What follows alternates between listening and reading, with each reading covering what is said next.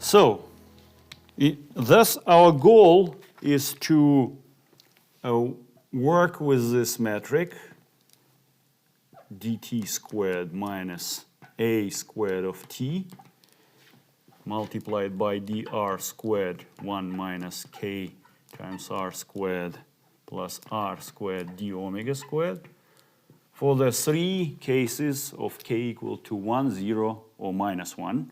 And our goal is to fix this factor from Einstein equations of motion. Well, it is straightforward to calculate from this metric the components of the Christoffel symbols. The non-zero components of the Christoffel symbols are as follows. It's a times a dot.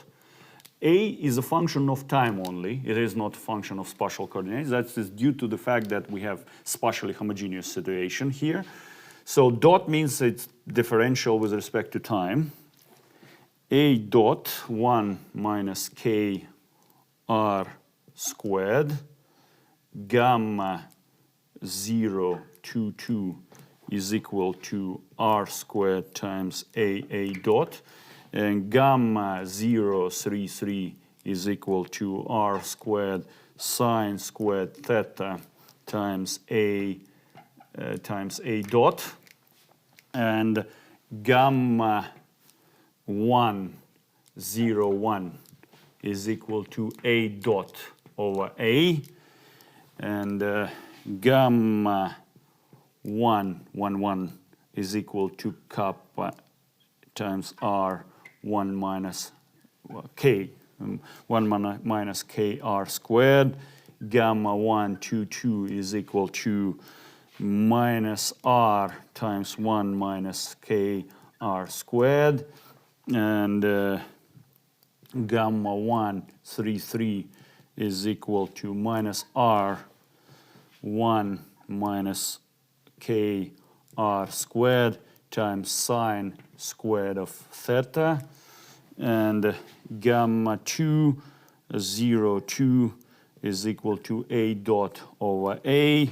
Gamma 2 1 2 is 1 over r, and gamma 2 3 3 is equal to minus sine theta times cosine theta, and gamma 3 0 3 is a dot over a, and gamma 3 1 3 1 over r, and gamma 3 2 3 is equal to cotangents of theta. These are non-zero components of Christoffel symbols gamma, mu, nu, alpha for this metric tensor G mu nu. And the other non-zero components of the Christoffel symbol can be obtained from the symmetry properties of this tensor. And otherwise, if they do not follow, if other components do not follow from this by the symmetry properties of the Christoffel symbol, they are zero. We have written for you the the components of the Christoffel symbols for this metric. Now we're going to write the components of the Ricci tensor.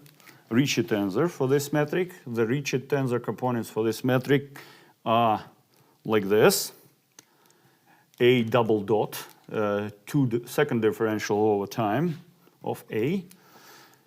R11 is a times a double dot plus 2a dot squared plus 2k over 1 minus k r squared. R22 is equal to r squared a double dot plus 2a dot squared plus 2k. R33 is equal to r squared sine squared theta a times a double dot plus 2a dot squared plus 2k. And then Ricci scalar following from this Riemann tensor and this metric is minus 6a times a double dot plus a dot squared plus k over a squared. To find the behavior of a of time, to find this function from Einstein equations, we have to specify the energy momentum tensor. The energy momentum tensor, suitable for the situation that we are discussing, was already presented before. So it has this form of this perfect fluid. So it's rho of t times u mu u nu plus p of t times u mu u nu minus g mu nu, where g mu nu is a metric tensor written here. And the only peculiarity of this tensor follows from the spatial homogeneity. Because of that, we assume that rho and p are functions of time only, but not of spatial coordinates. In fact, in the comoving frame, in the free-falling matter in this metric has the following four-velocity vector, 1, 0, 0, 0. And as a result, this form of the energy momentum tensor has the following matrix. It is diagonal matrix of the form rho of t, p minus p of t, minus p of t, minus p of t.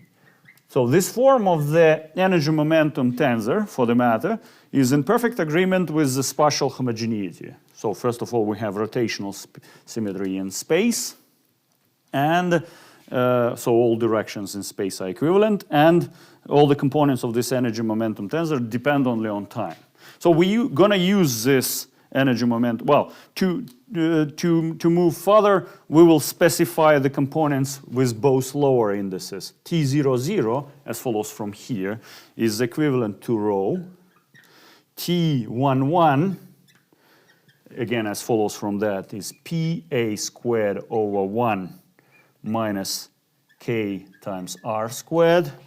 T22 is equal to p r squared a squared.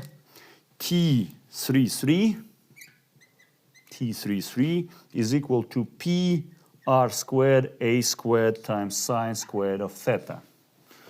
So we're going to use this formulas, this expression, and the expression for the Ricci tensor, and the expression for the energy momentum tensor, plug them into Einstein equations, and look for the solutions which follow from the Einstein equations.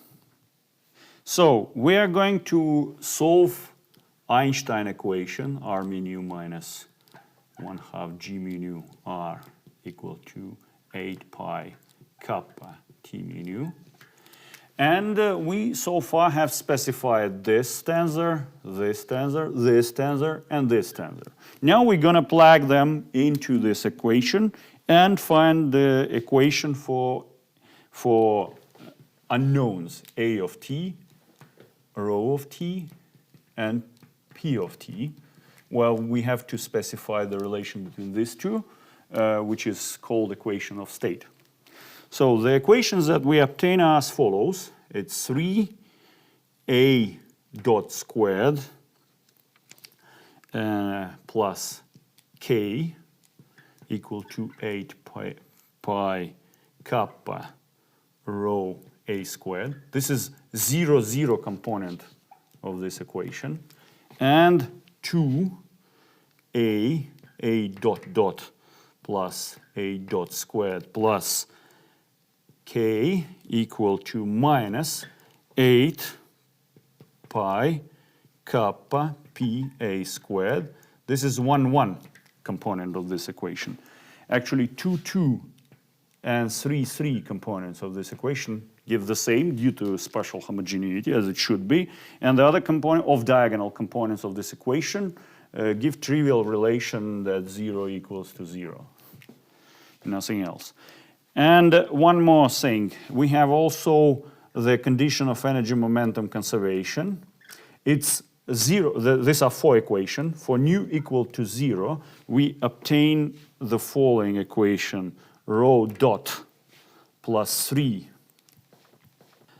p plus rho a dot over a equals to 0. And this equation is not independent from these two. It follows from these two equations. Actually, these equations are referred to as Friedmann equations. So this equation follows from this, and the equations for nu running from 1 to 3 give trivial relation, nothing non-trivial.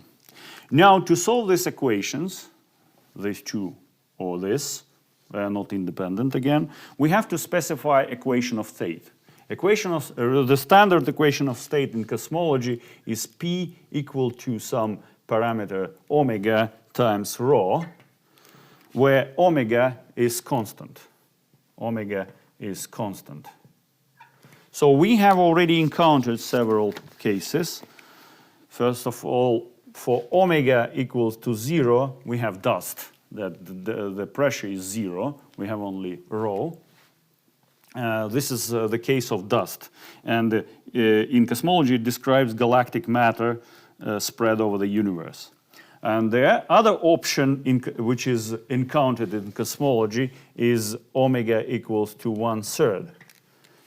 For omega equals to 1/3, we obtain the energy momentum tensor, which is traceless, as one can check straightforwardly. And this corresponds to, this is called radiation. So this is dust, this is radiation. Why it is radiation? Because this case we encounter in Maxwell's theory, and that is one of the reasons why it is called radiation.